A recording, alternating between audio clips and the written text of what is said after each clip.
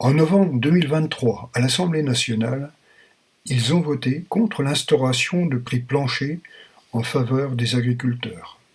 Aujourd'hui, devant les barrages, ils pensent que les agriculteurs doivent pouvoir vivre de leur travail. Ils, ce sont les députés du Rassemblement national. L'un d'entre eux, Julien Audoul, s'est lâché.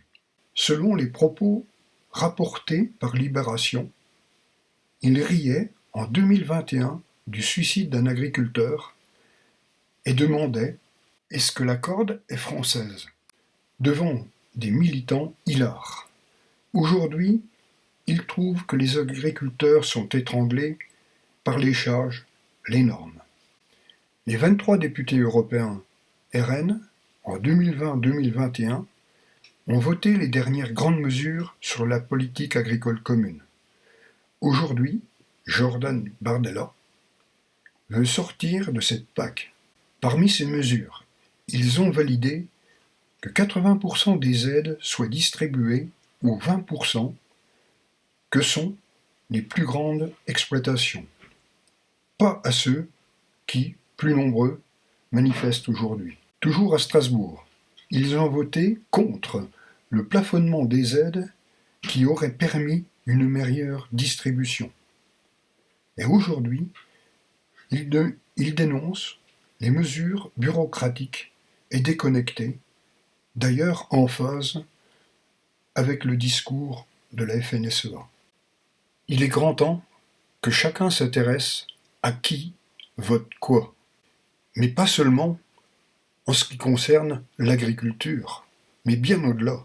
Le RN prétend défendre les travailleurs et le pouvoir d'achat.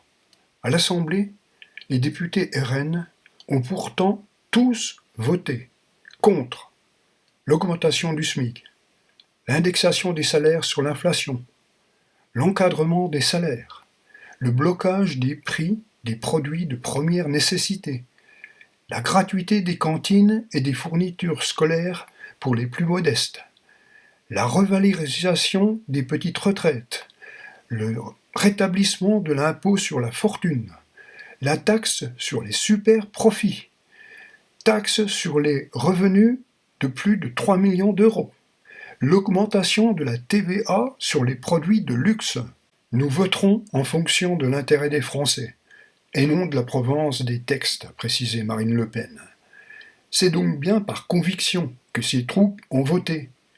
Et, pour l'essentiel de ce qui précède, que pensez-vous qu'ont voté les 3 députés ardennais?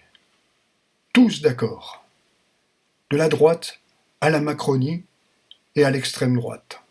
Enfin, ne se sont-ils pas retrouvés pour voter ensemble la loi sur l'immigration, même si celle-ci a été retoquée en partie par le Conseil constitutionnel?